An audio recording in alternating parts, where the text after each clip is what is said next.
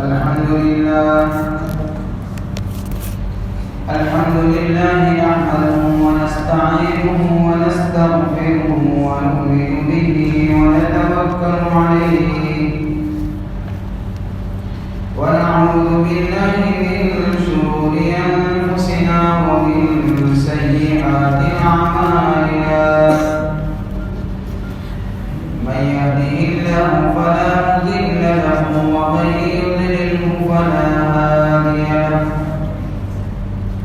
ونشهد أن لا إله إلا الله وحده لا شريك له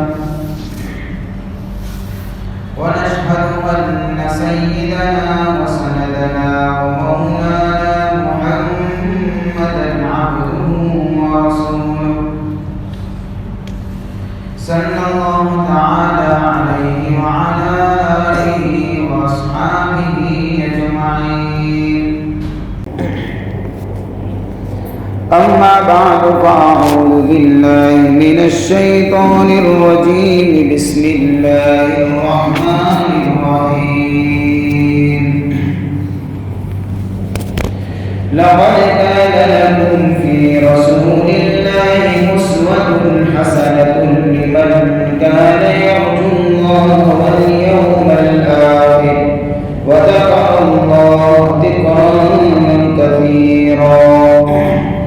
صدق الله مولانا العظيم وصدق رسوله النبي الكريم ونحن على ذلك لمن الشاهدين والشاكرين والحمد لله رب العالمين.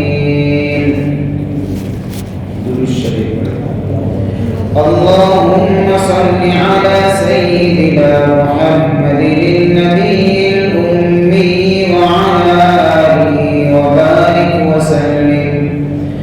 اللهم صل على سيدنا محمد النبي الأمي وعلى آله وبارك وسلم.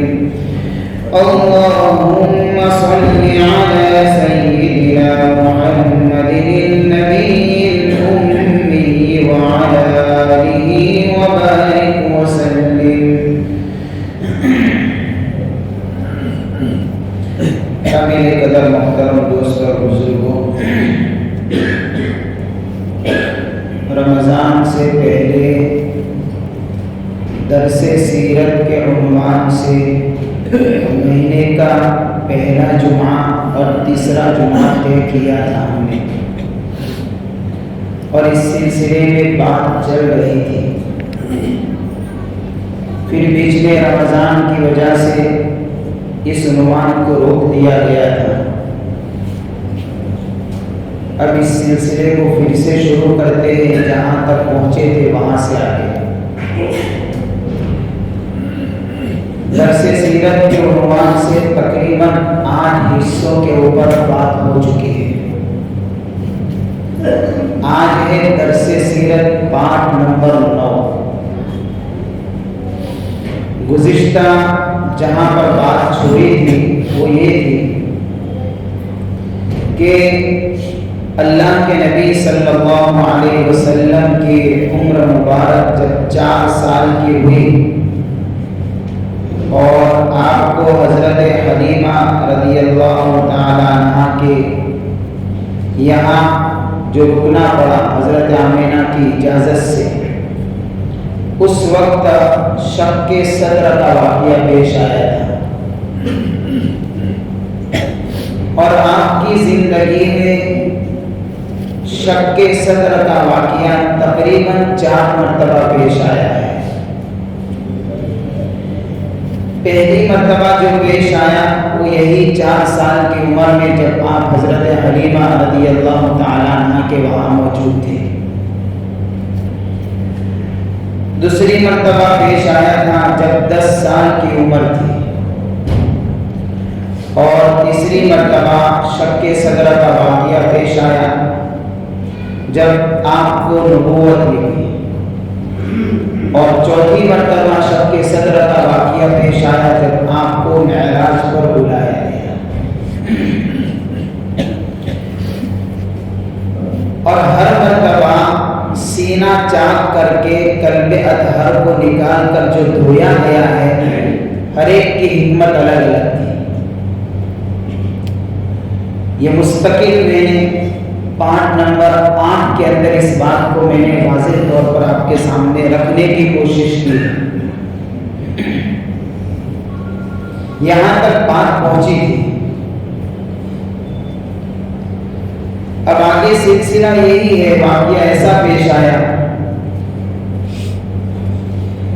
کہ جب اللہ کے نبی صلی اللہ علیہ وسلم کی عمر مبارک 4 سال کی ہوئی اور آپ کا سینہ مبارک جو چاک کیا گیا، اس وقت حضور پاک صلی اللہ علیہ وسلم اپنی رضاعی بھائی بہنوں کے ساتھ میں، رضاعی بھائی بہن کہتے دودھ پیتے دودھ شریک بھائی، بکریاں چرانے کے لیے گئے ہوئے تھے۔ تو اس وقت یہ واقعہ پیش آیا، پاس میں نہ حضرت حلیمہ رضی اللہ تعالیٰ عنہ ہے، نہ ان کے شوہر ہے، بلکہ آپ کے رضاعی بھائی بہن ہیں۔ تو چونکہ سب بچے ہی تھے، بکریاں چل رہی تھی، اس واقعے کو دیکھا تو گھبراہٹ سی محسوس ہوئی کہ ہمارے اس قریشی بھائی کو آخر ہوا کیا۔ تو دوڑے دوڑے آپ کے جو رضاعی بھائی تھے وہ حضرت حلیمہ کو بلانے کے لیے آئے۔ تو حضرت حلیمہ رضی اللہ تعالیٰ عنہ بھی اور ان کے شوہر بھی جب اس واقعے کو دیکھا اور سنا تو وہ بھی بھاگتے ہوئے تھے کہ ایسا عجیب و غریب معاملہ آخر ہے کیا۔ وہاں جا کر دیکھا تو حضور صلی اللہ علیہ وسلم کھڑے ہو گئے، کچھ نہیں تھا۔ تو آپ کو پوچھا کہ کیا ہوا تھا؟ اللہ کے نبی نے پوری کارگزاری سنائی کہ ایسے ایسے 2 آدمی آئے تھے سفید لباس کے اندر اور اس طریقے سے مجھے ملایا اور یہ سارا واقعہ میرے ساتھ میں پیش آیا۔ تو حضرت حلیمہ رضی اللہ تعالیٰ عنہ نے جب اس واقعے کو سنا تو دل میں گھبراہٹ محسوس ہوئی، خوف محسوس ہوا کہ ایسا تو نہیں کہ کچھ ہو جائے گا، کیونکہ بچہ تو ہمارا نہیں، ہم نے تو بطور امانت کے لیا ہے اس کو اس کی امانت واپس کرنی ہے جس کی امانت ہے۔ لہذا اس فکر کے اندر آ کر حضرت حلیمہ رضی اللہ تعالیٰ عنہ نے فیصلہ کر دیا کہ اب ان کو ان کی والدہ کے حوالے کر دیا جائے، کیونکہ معاملہ بڑا گمبھیر ہے، اس ذمہ داری کا بوجھ اٹھانے کی طاقت ہمارے اندر نہیں ہے۔ تو حضرت حلیمہ رضی اللہ تعالیٰ عنہ پھر آپ کو لے کر حضور پاک صلی اللہ علیہ وسلم کو لے کر حضرت آمینہ کی خدمت میں آئی اور آ کر یہ واقعہ سنایا حضرت آمینہ کو، یعنی آپ کی والدہ، کہ ایسا ایسا واقعہ آپ کے بچے کے ساتھ میں پیش آیا ہے۔ جب حضرت آمینہ نے اس واقعے کو سنا آپ کی والدہ نے، تو دل پر نہ کوئی گھبراہٹ محسوس کی، نہ کوئی خوف محسوس کیا، نہ کوئی بے چینی آئی دل میں، بلکہ حضرت آمینہ نے حضرت حلیمہ کو بہت اطمینان سے جواب دیا اور یوں کہا کہ گھبرانے کی ضرورت نہیں ہے، یہ بچہ جب میرے پیٹ میں تھا اسی وقت سے میں عجیب و غریب برکتوں کو اور عجیب و غریب نورانیت کو میں محسوس کرتی ہوں۔ یہ ہو نہیں سکتا ہے کہ شیطان اس تک پہنچ جائے اور اس کا کوئی نقصان کرے۔ جاؤ اطمینان سے جاؤ، اس کو کوئی تکلیف نہیں ہو سکتی ہے۔ تو اس طریقے سے گویا کہ بہت اطمینان سے حضرت حضور پاک صلی اللہ علیہ وسلم کو حضرت آمینہ نے لے لیا اور حضرت حلیمہ واپس ہو گئی۔ اب آپ علیہ السلام والسلام ماں کی آغوش محبت میں تربیت پا رہے ہیں۔ 4 سال سے بڑھ کر عمر ہوتی ہے 6 سال کی۔ حضرت آمینہ کے دل میں خیال پیدا ہوتا ہے کہ مدینے کا سفر کیا جائے، کیونکہ مدینہ حضور کا ننھال تھا، حضرت آمینہ کا میکا یعنی کہ ان کے والدین سب مدینہ میں رہتے تھے، اور آپ علیہ अलैहिस्सलाम के वालिद मुबारक की कब्र भी वहीं की मदीना में, क्योंकि मैंने ये वाक़या बताया था कि हजरत अब्दुल्ला जब सफर में निकले हैं तिजारत के, तो इनका इंतकाल मदीना में हुआ था। लिहाजा दिल में तमन्ना हुई कि मदीने का सफर किया जाए और अपने यानी कि माँ बाप से मिला जाए। तो इस इरादे से हजरत आमिना ने हुजूर पाक सल्लल्लाहु अलैहि वसल्लम को साथ में लेकर 6 साल की उम्र है जब अल्लाह के नबी सल्लल्लाहु अलैहि वसल्लम की मदीने का सफर किया है। तकरीबन 1 महीना मदीना में रुकना हुआ, फिर वहां से वापसी हुई। साथ में उम्मे अयमन भी,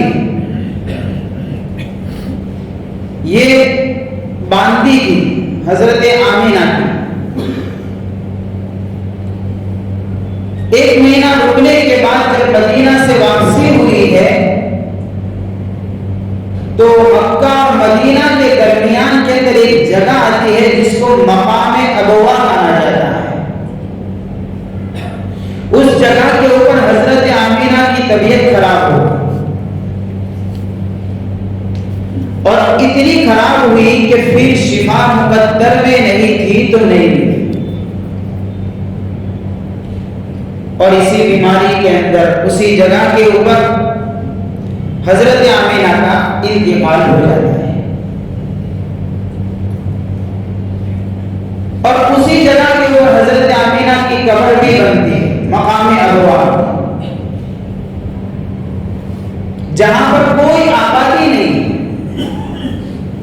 उस जमाने की बात, ऐसी जगह के ऊपर जब अल्लाह के नबी सल्लल्लाहु अलैहि वसल्लम की मुबारक उम्र 6 साल की है, मां से जुदाई हुई। अल्लाह का अजीब व गरीब निजाम कि पैदाइश से पहले बाप का साया उठ जाता है और 6 साल की उम्र होती है तो मां से जुदाई हो जाती है। अल्लाह ज़ाहिरी सारे सहारों को खत्म करके ये बात बताना चाहते थे, ये वो हस्ती है जिसकी तरबियत बराह रास्त रब्बुल आलमीन करेगा। इसकी तरबियत के लिए अल्लाह इन ज़ाहिरी असबाब का मोहताज नहीं है, ताकि बाद में जाकर जब ताजे नबूवत इस बच्चे के ऊपर सजाया जाए तो कोई ये न कहे कि भाई खानदान सरदार था, सरदार घराने का बेटा है, माँ बाप जिंदा है, माँ बाप सिखाते हैं, वो बोल रहा है। ये सारे सहारों को खत्म करके ऐसी तरबियत फरमाई कि लोगों ने इकरार किया। आमतौर पर होता ये, जो बच्चा यतीम होता है इसकी तरबियत नहीं होती, उसको संभालने वाला कोई नहीं होता, उसका कैरेक्टर खराब होता है, उसके अखलाक बिगड़े हुए होते हैं, फिर बड़ा होकर भी वो बिगड़ा हुआ ही बनता है। लेकिन अल्लाह के नबी सल्लल्लाहु अलैहि वसल्लम की मुबारक हस्ती वो हस्ती है कि बाप का साया आपके दुनिया में तशरीफ आवरी से पहले उठ जाता है, माँ का साया 6 साल की उम्र में चला जाता है, और उसके बावजूद वो बुलंद अखलाक के वो मालिक है, वो पाकीज़ा कैरेक्टर के मालिक है, वो दानाई अता फरमाई है, वो दूरअंदेशी अल्लाह ने अता फरमाई है, वो सलाहियत अता फरमाई है।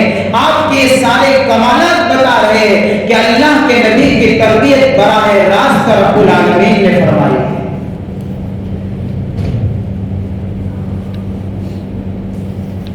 इसलिए अल्लाह ताला ने अपने इरादे और मशीयत के मुताबिक वालिदा का साया भी 6 साल की उम्र में उठा लिया,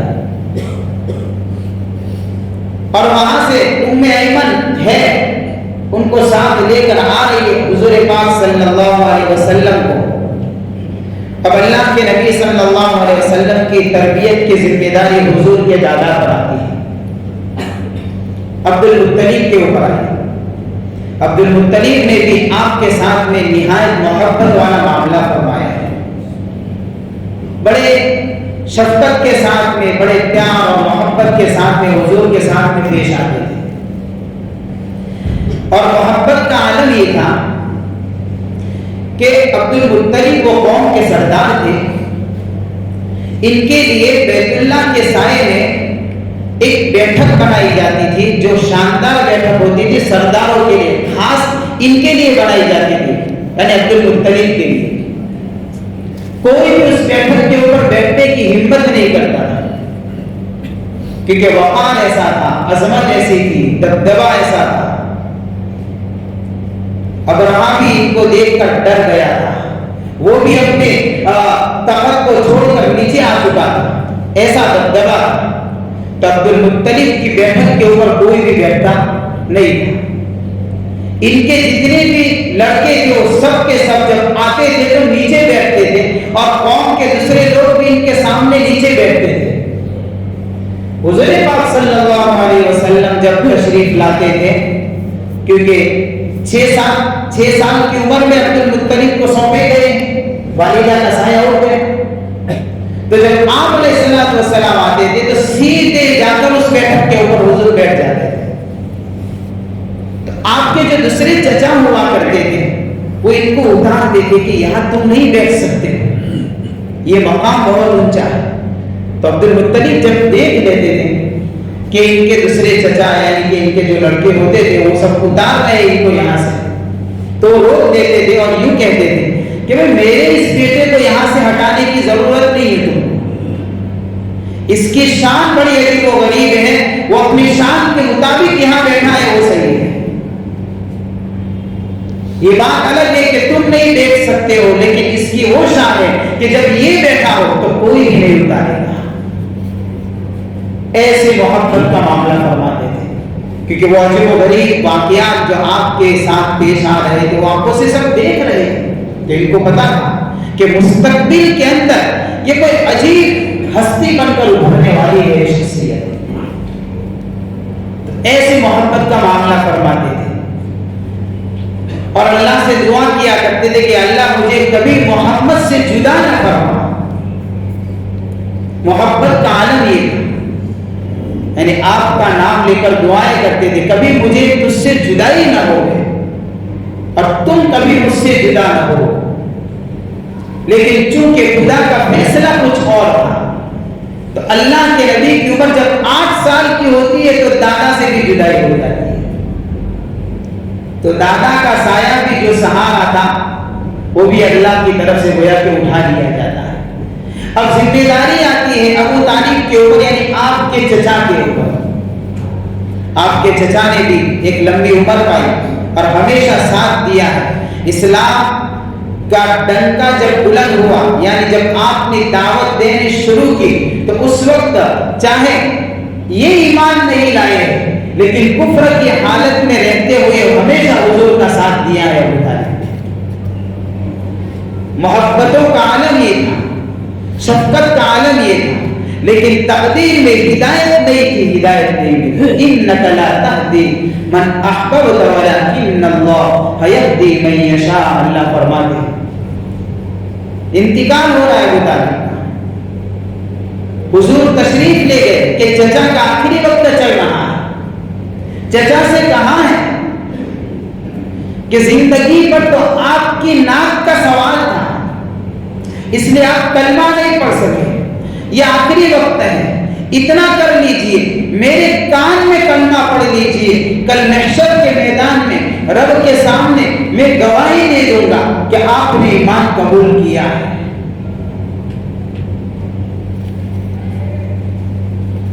اللہ فرماتے ہیں انک لا تہدی من احببت ولکن اللہ یہدی من یشاء۔ اے میرے محبوب سنیے، رب کا پیغام سنیے، آپ جس کو چاہیں گے اس کو ہدایت کا خزانہ نہیں ملا کرتا، رب جس پر نظر کرم فرماتا ہے اس کے دل کو ایمان کے نور سے چمکاتا ہے۔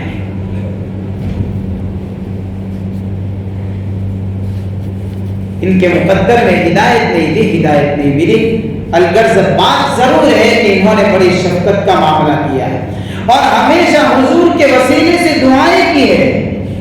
ابو طالب نے ایک مرتبہ مکہ کے لوگ آئے ابو طالب کے پاس اور آ کر فریاد کی کہ قحط پڑ چکا ہے، کھانے پینے کا کچھ نہیں ہے، بچوں کو دیکھو تو وہ بھی بھوکے مر رہے، جانوروں کی پوزیشن خراب ہے، دعا کیجیے. تو ابو طالب نے حضور پاک صلی اللہ علیہ وسلم کو ساتھ میں لیا، بیت اللہ کے اندر آئے اور آپ کی پیٹھ مبارک کو بیت اللہ کی دیوار سے لگایا اور اللہ کے سامنے دعا کی. آپ کے ہاتھوں کو اٹھایا، جیسے ہی ہاتھ اٹھائے کہیں بادل نظر نہیں آ رہے تھے، اسی طریقے سے آسمان صاف تھا. اللہ کے نبی کے ہاتھ اٹھے، آنن فانن بادل آئے اور بارش برسنا شروع ہو گئی. اس لیے ابو طالب ہمیشہ کہا کرتے تھے وَأَبْيَضُ يُسْتَسْقَى الْغَمَامُ بِوَجْهِهِ، یہ روشن چہرے والا، اس کے چہرے کی برکت سے بادل سے بارشیں مانگی جاتی ہے. یہ یتیموں کا سہارا ہے، بیواؤں کی آبرو کی حفاظت ہے. ہمیشہ کہا کرتے تھے، اشعار بولا کرتے تھے نبی کی شان میں. تو اس طریقے سے گویا کہ محبت کا معاملہ فرما دیتے تھے.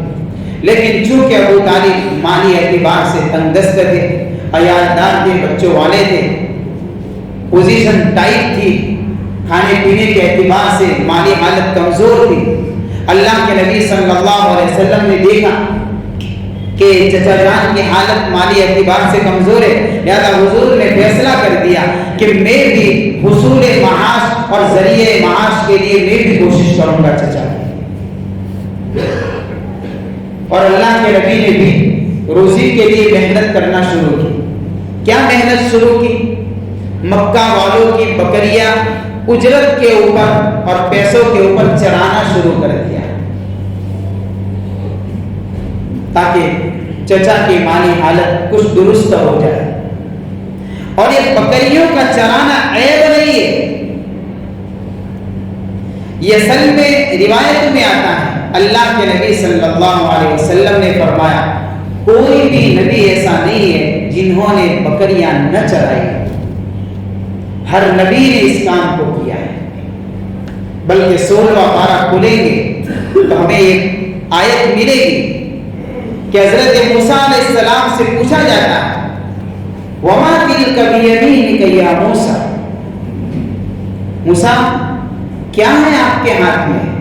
حضرت موسیٰ علیہ السلام اس کا جواب دیتے ہیں قَالَ هِيَ عَصَايَ أَتَوَكَّأُ عَلَيْهَا وَأَهُشُّ بِهَا عَلَىٰ غَنَمِي وَلِيَ فِيهَا مَآرِبُ أُخْرَىٰ. کیا جواب دیا؟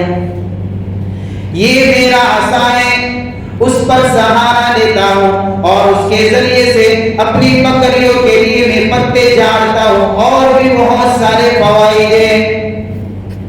تو قرآن سے پتہ چلتا ہے کہ انبیاء نے بکریاں چرائی، اس لیے بکریوں کا چرانا، بکریوں کا رکھنا یہ کوئی ذلت والا کام نہیں ہے، بلکہ یہ انبیاء کی سنت ہے ایک طرح سے کہ اللہ کا نظام بھی کچھ ایسا ہی تھا کہ اللہ نے اپنے نبیوں سے اس کام کو کروایا ہے، اس لیے کہ اس کے ذریعے سے تربیت مقصود ہے. بکریاں چرانا صرف بکریاں چرانا نہیں ہے، بلکہ اس کے ذریعے سے بہت سارے صفات پیدا کرنا مقصود ہے کہ بکریاں چرا کر کیا سکھایا جاتا ہے. سب سے پہلے حکمت بیان کے علماء نے کہ آخر کیا راز ہے، کیا اس کے ثمرات کیا ہیں. تو سب سے پہلی بات تو یہ ہے کہ بکریاں چرانے والوں کے اندر صبر پیدا کرنا مقصود ہوتا ہے. اس لیے کہ بکریوں کا بھیڑوں کا ریوڑ ایسا ہوتا ہے کہ اگر اس کے اوپر صبر اور تحمل سے کام نہ لیا جائے تو پورا ریوڑ بگڑ جائے گا. کوئی ادھر بھاگے گی کوئی بکری یہاں بھاگے گی، کوئی یہاں بھاگے گی، کوئی یہاں بھاگے گی. اب سب کو پکڑ کر لانا کون کرے گا یار؟ ہاں یہ صبر سے جو کام لے گا وہ کرے گا اور پورے ریوڑ کو اچھی طریقے سے چلائے گا، اس لیے کہ اللہ کے نبی صلی اللہ علیہ وسلم کو امت کا رہبر بنانا تھا، اس امت کا نبی بنانا تھا۔ امت کے اندر بھی ایسے افراد آئیں گے نبی کی پکار کو سن کر بھی بکریوں کی طرح ادھر ادھر منتشر ہو جائیں گے۔ نبی کا صبر اور تحمل ہوگا، یہ نبی کا صبر امت کو ہدایت پر ڈالے گا۔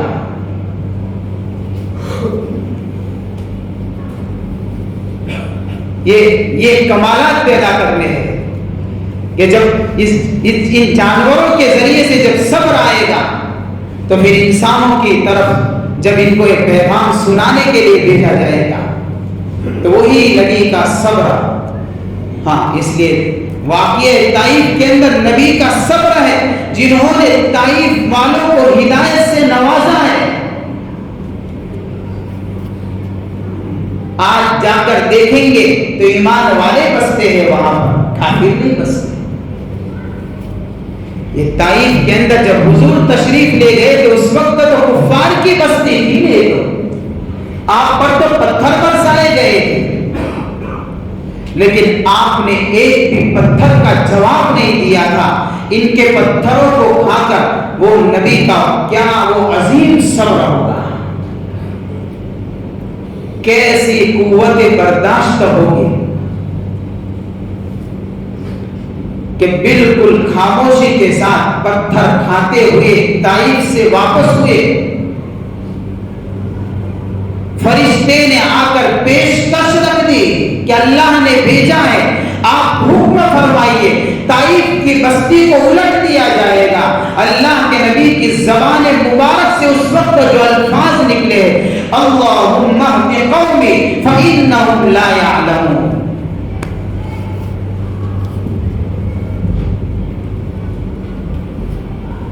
اللہ ہدایت دے دے، یہ نہیں جانتے ابھی تو کہ میں کون ہوں۔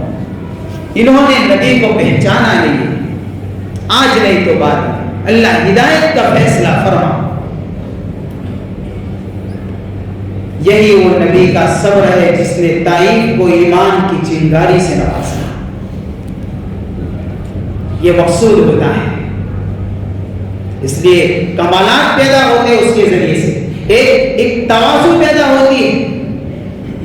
بکریوں کے چرانے والے کے اندر تواضع، عاجزی ہوتی ہے، بڑائی نہیں ہوتی، وہ متکبر مزاج نہیں ہوتا ہے، اس لیے کہ اس کا رہنا ہی بکریوں کے ساتھ میں ہے۔ وہ وہیں کھائے گا، وہیں سوئے گا، وہ بڑائی کیا کرے گا؟ اس لیے صحابہ نبی کے بارے میں فرماتے ہیں کہ کوئی اجنبی اگر حضور پاک صلی اللہ علیہ وسلم صحابہ کی مجلس میں تشریف فرما ہوتے، کوئی ایسا آدمی آتا جو نبی کو نہ پہچانتا اور صحابہ کے مجمع میں آ جاتا تو اس کو پوچھنا پڑتا تھا کہ اس میں سے نبی کون ہے۔ ایسی عاجزی، اپنی الگ پہچان نہیں۔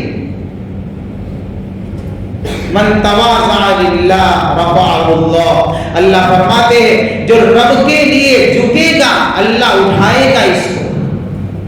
تواضع اتنی بڑی صفت ہے، اور اس کے مقابلے میں اللہ کے نبی صلی اللہ علیہ وسلم نے فرمایا کہ جس دل کے اندر تکبر ہوگا، بڑائی ہوگی اور اپنے بارے میں انانیت ہوگی، اللہ کے نبی نے فرمایا ایک رائے کے دانے کے برابر بھی اگر تکبر ہوگا تو جنت میں داخل نہیں ہوگا۔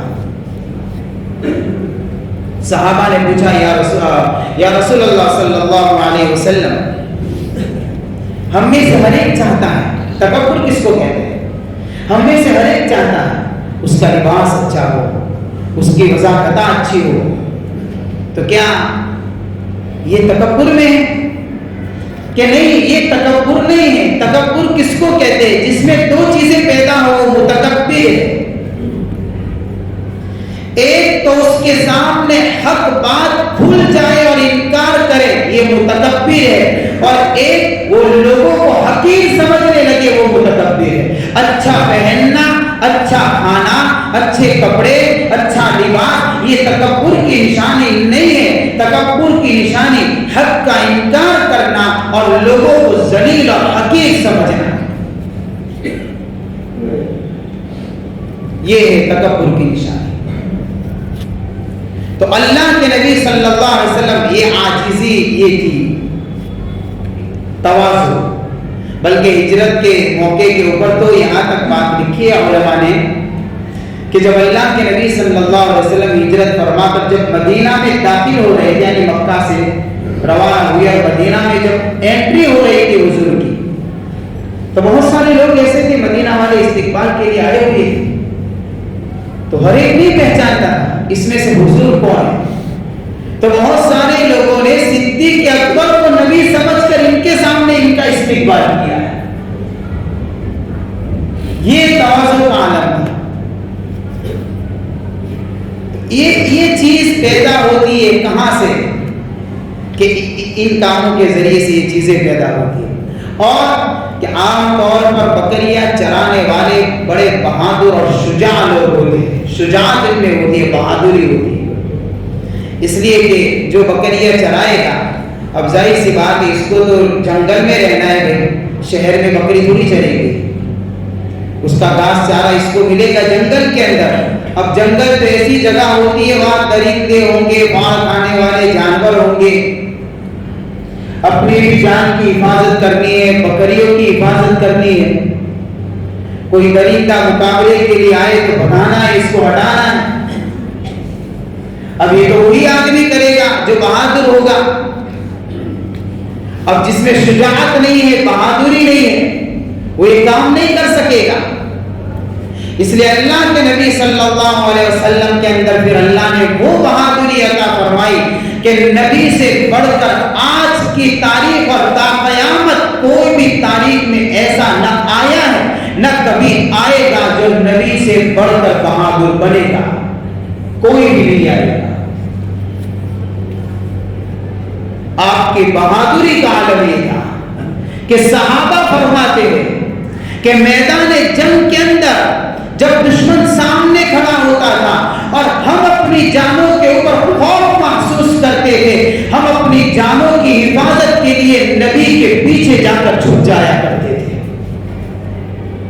لیکن آپ پر کسی طرح کی نہ کوئی گھبراہٹ ہوتی تھی، نہ ڈر ہوتا تھا، نہ کوئی مرعوبیت ہوتی تھی۔ صحابہ نبی کا سہارا لیتے تھے، اور حضور کی بہادری کا عالم یہ تھا جب دشمن سامنے آتا تھا اس کے پیر پہلے سے ہی لرزنے لگتے تھے، کانپنے لگتے تھے۔ یہ شجاعت ہوتی اور کیا مقصود ہوتا ہے کہ اور مقصود یہ ہوتا ہے کہ روزی کمانے کا ذریعہ انسان خود تلاش کرے، خودداری پیدا کرے۔ اللہ کے نبی صلی اللہ علیہ وسلم نے اجرت پر بکریاں چرائی، یہ نبی کا عمل سکھا رہا ہے کہ لوگوں کی زکوٰۃ عطیات پر اور مانگنے پر بھروسہ نہ کرے کہ کوئی دے گا تو کھائیں گے، خود بھی ہاتھ پیر ہلائے، خود بھی ہاتھ پیر ہلائے، خود بھی کچھ کمانے کا ذریعہ تلاش کرے۔ بہت سارے لوگ ایسے ہوتے ہیں کہ جن کے زندگی کا گزران ہی انہوں نے مانگنے پر بنا دیا، اور رمضان کے اندر تو ماشاءاللہ پھر مانگنے والوں کی کثرت بھی ہو جاتی کہ جو اچھے خاصے ہیں، کما سکتے ہیں، کام کر سکتے ہیں۔